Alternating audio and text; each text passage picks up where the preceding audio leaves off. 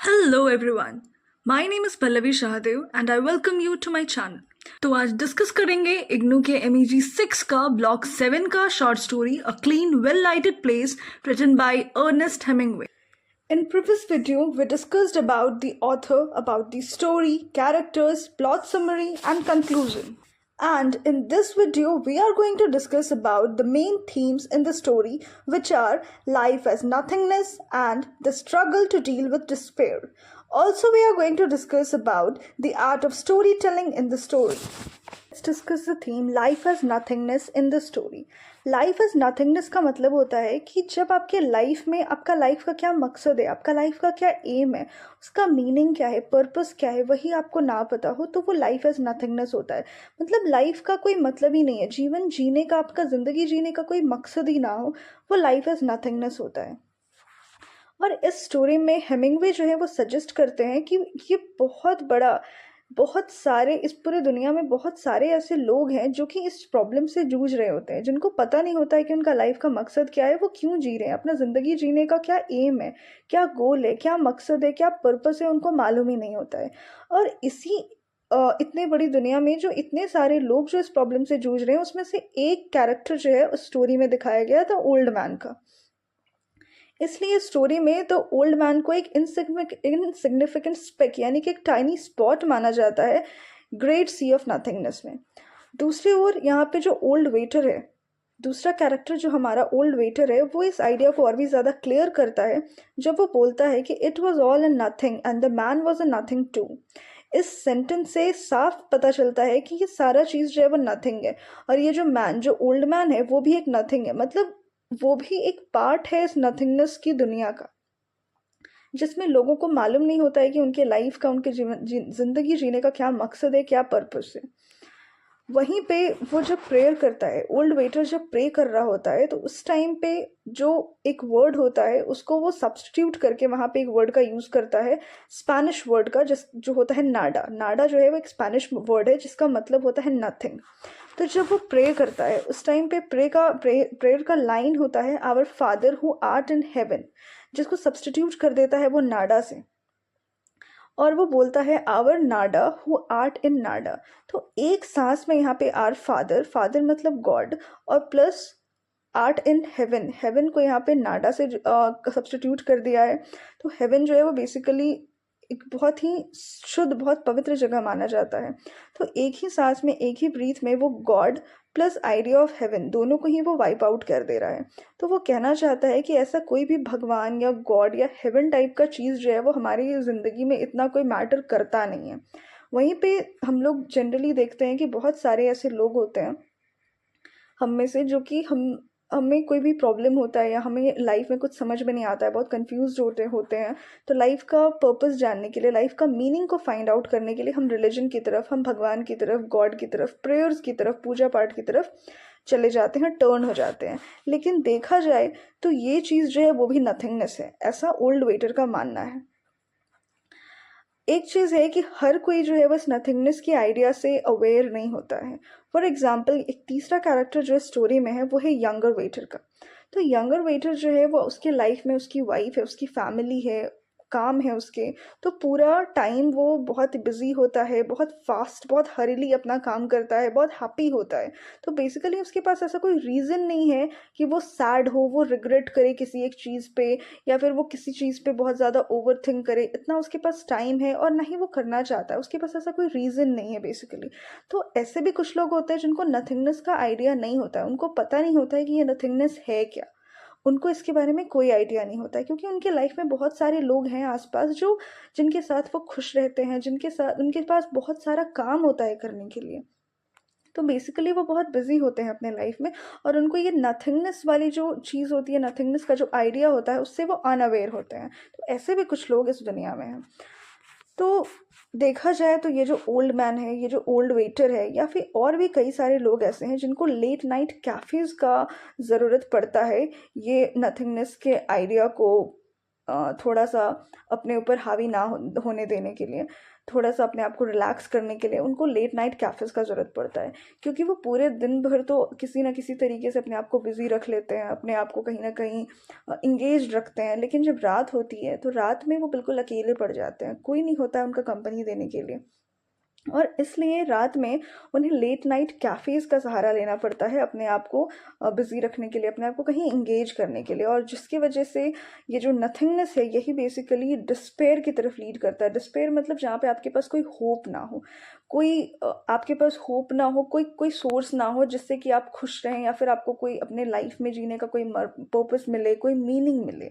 तो वो ये नथिंगनेस जो है वही बहुत ही ज़्यादा ओवरवेलमिंग होता है और बहुत ज़्यादा ये डिस्पेयर की तरफ बहुत ज़्यादा लीड करता है। सो ये था पहला थीम जो कि था लाइफ एज नथिंगनेस, तो this was the first theme.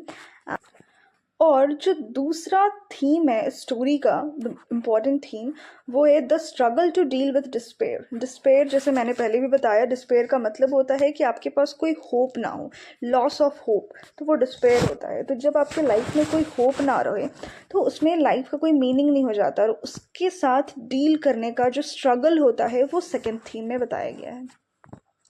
जो ओल्ड मैन और जो ओल्ड वेटर हैं स्टोरी में, वो किसी ना किसी तरीके से वो स्ट्रगल करते हैं कि कैसे इस डिस्पेयर से डील किया जाए, कैसे ये जो उनके लाइफ में जो नथिंगनेस या जो जिसका कोई पर्पस नहीं उनके लाइफ में, ये जो इतना डिस्पेयर, जो इतना सैडनेस और इतना जो एकदम नेगेटिव चीज़ जो उनके आसपास घूम रहा होता है, जो वो ओवरथिंक होता है, तो उस चीज़ को डील करने के लिए जो स्ट्रगल है उसके बारे में यहाँ पे बहुत अच्छे से शो किया गया है।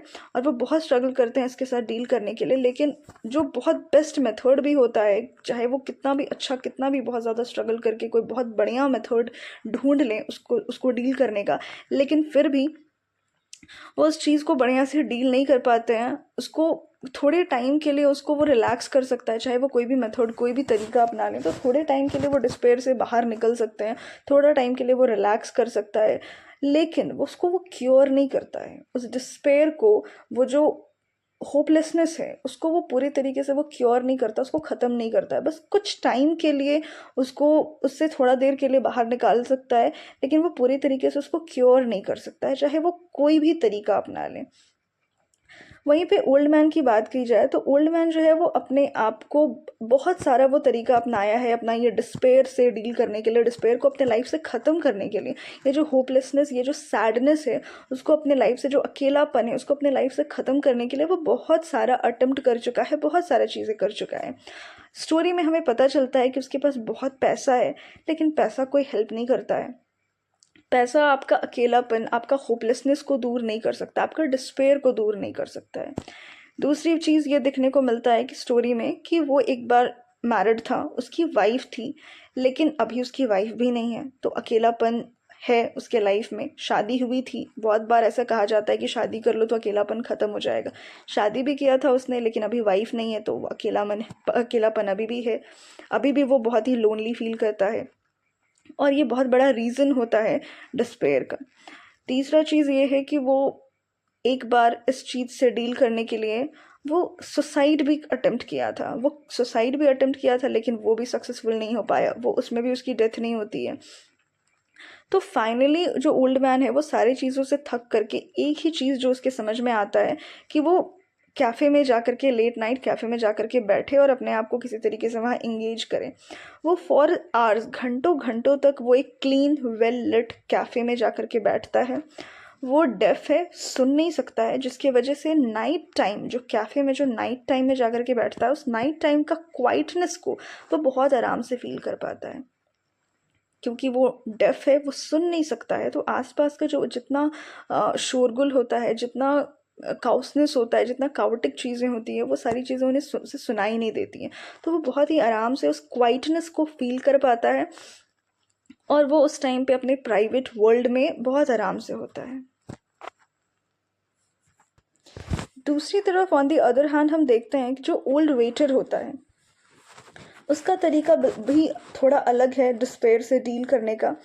जब वो प्रेयर करता है, जब हम देखते हैं स्टोरी में कि जब वो प्रे करता है तो उस टाइम पे उसका प्रेयर में नाडा वर्ड, जिसका मतलब नथिंगनेस होता है, जिसका मतलब नथिंग होता है, वो पूरा भरा होता है उसके प्रेयर में। वो एक ब्रीथ में ही गॉड का आइडिया या फिर हेवन का आइडिया को वाइप आउट कर देता है। तो ये पता चलता है इससे कि जो रिलीजन है, जो धर्म होता है, जो प्रेयर होता है, जो भगवान होता है, तो ये जो एक तरीका है, ये जो तरीका, ये जो वे है, ये मेथड जो है वो बहुत ही अच्छा मेथड नहीं है डिस्पेयर से डील करने का। ये कोई बहुत बढ़िया सोल्यूशन नहीं है। और इसलिए ये जो ओल्ड वेटर है, इसका सोल्यूशन भी लगभग ओल्ड मैन की तरह ही है। दिन भर ये कैफ़े में काम करता है, तो जिसकी वजह से इसका कहीं ना कहीं मन लगा रहता है, ये कहीं इंगेज्ड होता है। डे रूटीन में ये बिल्कुल बिजी होता है, लेकिन जब रात होती है तो ये भी बहुत अकेला पड़ जाता है। और इसलिए रात के टाइम पे ये नाइट टाइम कैफ़ेज़ में जाता है। लेकिन एक चीज़ है कि ये कैफ़े को लेकर के बहुत ही ज़्यादा पर्टिकुलर होता है। जिस कैफ़े में ये जाना पसंद करता है, वो एक चीज़ ध्यान रखता है कि वो कैफ़े वेल लिट होनी चाहिए, रोशनी होनी चाहिए, साफ़ सुथरी होनी चाहिए। हालांकि बहुत सारा बार्स, बहुत सारा वुडगैस जो है वो खुला होता है रात के टाइम पे, लेकिन सारे बार्स में उसका जो डिस्पेयर है, जो उसका अकेलापन है, वो कम नहीं हो सकता है, क्योंकि वो बहुत ज़्यादा क्लीन नहीं होता है। और जितने भी लोग होते हैं वहाँ पे उनको खड़े होकर के ड्रिंक करना पड़ता है, खड़े होकर के वहाँ पे उनको अपना ड्रिंक एंजॉय करना होता है। वहाँ पे टेबल नहीं होता बैठने के लिए। और वहीं पे जो रिचुअलिस्टिक कैफ़े सिटिंग होता है, जहाँ पे वो आराम से बैठ करके अपना ड्रिंक एंजॉय करें, बैठें शांति से, वहाँ पे कहीं ना कहीं उस जगह में उनको सुकून मिलता है। इसलिए वो बहुत पर्टिकुलर होते हैं कैफ़ेज़ को लेकर के। वो किसी भी कैफ़े में जाना पसंद नहीं करते हैं जिस कैफ़े में बहुत वेल लिट होता है, क्लीन होता है, बैठने की जगह होती है, शांति होती है, जहाँ पे वो रात में क्वाइटनेस को फील कर पाएँ, सुकून फील कर पाएँ, वैसी जगह में वो जाना पसंद करते हैं। और यही जगह होता है, ऐसी जगह ही होती है जो कि डिस्पेयर से डील करने में उनको थोड़ा देर के लिए हेल्प करता है, और रात भर किसी न किसी तरीके से उनका गुजर जाता है। उनका जो दिन होता है उसमें वो पूरे बिजी होते हैं, कहीं ना कहीं अपने आप को एंगेज रखते हैं, तो उनका मन लगा रहता है। लेकिन जब रात होती है तो रात में उनको इस तरीके का क्लीन वेल लिट कैफ़े की ज़रूरत पड़ती है, जहाँ पे वो शांति से बैठ करके अपना खुद का टाइम जो है वो एंजॉय कर सकें, अपना खुद को टाइम दे सकें, शांति सुकून से वहाँ पे कुछ देर के लिए बैठ सकें। और एक चीज़ यहाँ पे देखने को मिलता है, जो डेली रूटीन होता है वो उनको कहीं ना कहीं पीस देता है, क्योंकि उनके पास ज़्यादा कुछ सोचने का फुर्सत नहीं होता है, टाइम नहीं होता है। वो एंगेज्ड होते हैं, चार लोग से मिलते हैं, वो खुश रहते हैं। तो डे टाइम का जो डेली रूटीन होता है वो कहीं ना कहीं उन दोनों को ही पीस देता है, सुलेस देता है। रूटीन एक ऐसा चीज़ है जो कि कंट्रोल किया जा सकता है, मैनेज किया जा सकता है, उसको हम कंट्रोल कर सकते हैं, मैनेज कर सकते हैं, हमारा कंट्रोल होता है हमारे रूटीन के ऊपर। लेकिन वहीं पे जो नथिंगनेस होता है उसके ऊपर हमारा कोई कंट्रोल नहीं होता है, वो अपने आप आ जाता है। कोई भी इंसान अकेला रहना या इस नथिंगनेस भरे वर्ल्ड में नथिंगनेस आसपास उसके सराउंडेड रहे, ये वो नहीं चाहता है। कोई भी इंसान नहीं चाहता है कि उसके आसपास नेगेटिव चीज़ें रहें, लेकिन ये अपने आप हो जाता है, हमारा कंट्रोल नहीं होता है उसके ऊपर, ना ही हम उस चीज़ को मैनेज कर पाते हैं। ये बस एक टाइम होता है जो उस टाइम पे वो आ ही जाता है, उस पर आप कंट्रोल नहीं कर सकते, और वो बहुत ओवरवेलमिंग होता है, बहुत डिस्पेयर क्रिएट करता है हमारे आसपास में। और ये चीज़ जब हमारे आसपास में सराउंडेड होता है तो हम बहुत अकेले पड़ जाते हैं, बहुत लोनली होते हैं। और ऑफ कोर्स सी बात है कि ऐसे टाइम पे लोग जो है वो ओवरथिंक करते ही करते हैं, और इस पे उनका कोई कंट्रोल नहीं होता है। So that was the theme of the story, which was, the first one was life as nothingness, and the second was the struggle to deal with despair. तो आज इस वीडियो को यहीं पे ख़त्म करते हैं, क्योंकि बहुत लेंदी हो जाएगा वीडियो। तो नेक्स्ट वीडियो में हम डील करेंगे art of story telling in the story. ये जो स्टोरी है क्लीन वेल लाइटेड प्लेस, जो कि अर्नेस्ट हेमिंग्वे ने लिखा है, इसमें जो स्टोरी टेलिंग का जो राइटिंग है, जो आर्ट ऑफ स्टोरी टेलिंग है, वो बहुत ही यूनिक है, बहुत डिफरेंट है, जिसकी वजह से हेमिंग्वे बहुत ज़्यादा फेमस भी हुए थे अपने इस राइटिंग के तरीके को, राइटिंग स्टाइल को लेकर के। तो उसका जो आर्ट है, आर्ट ऑफ स्टोरी टेलिंग, जो राइटिंग का जो स्टाइल है, जिन टेक्निक्स का उन्होंने यूज़ किया है स्टोरी में, उसके बारे में हम नेक्स्ट वीडियो में पढ़ेंगे, जो कि बहुत इंटरेस्टिंग होगा और बहुत इंपॉर्टेंट भी है। बहुत बार उससे क्वेश्चंस भी आते हैं। So kindly check out the next video.